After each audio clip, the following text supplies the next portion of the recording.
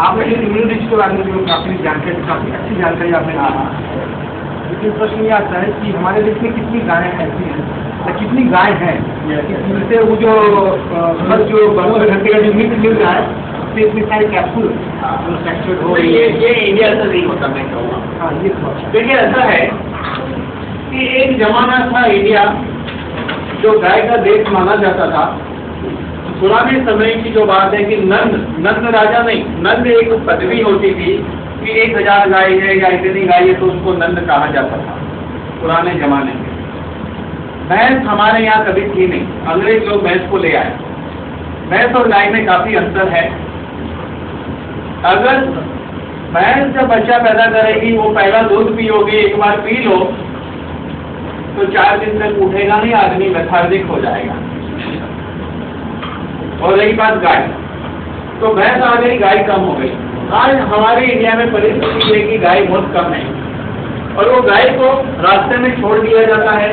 कागज भी खा लेती है, प्लास्टिक भी खा लेती है, कुछ भी खा लेती है, क्योंकि यहाँ उतने बड़े पैमाने पे ये काम नहीं होता है।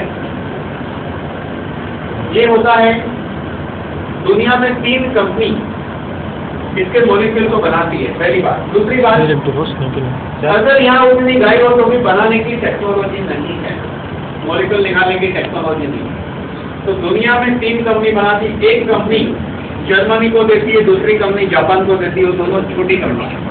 दुनिया की सबसे बड़ी कंपनी है जो अमेरिका की, उस कंपनी से, इस धन्वंतरी कंपनी का डॉक्टर विजय भट्टे से थ्रू एक कॉन्ट्रैक्ट साइन है 2027 तक के लिए।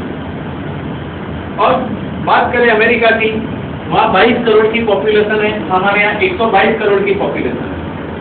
हमारे से 2.5 गुना धरती उनके पास है। तो वहाँ पर बड़े पैमाने पे सिस्टमेटिक बाकायदा 1000, 2000, 5000 गाय के बहुत तबेले हैं, वो भी पोल्यूशन फ्री जोन में है। वहाँ पे साइकिल या घोड़ा ही चलता है।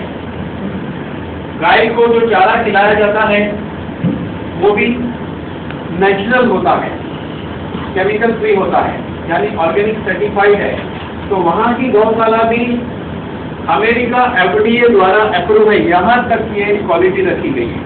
और रही बात कि जिन्होंने गाय भैंस पाली हो उनको पता होगा कि गाय जब बच्चा पैदा करती है तो सारा का सारा दूध बच्चे को नहीं पिलाया जाता है, एक आंचल से पिलाया तो 3 का निकाल दिया जाता है।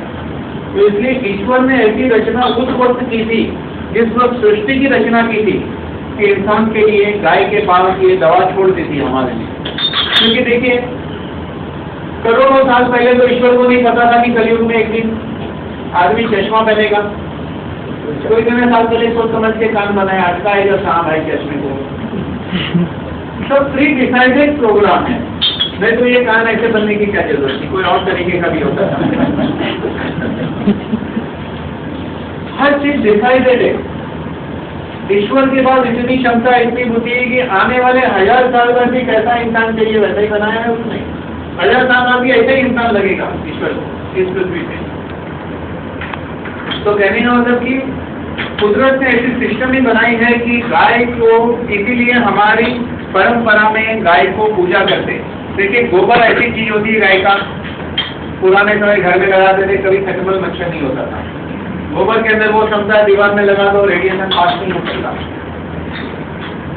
इसीलिए गाय की हर चीज का उपयोग होता है, गौमूत्र का भी दवा के रूप में उपयोग होता है।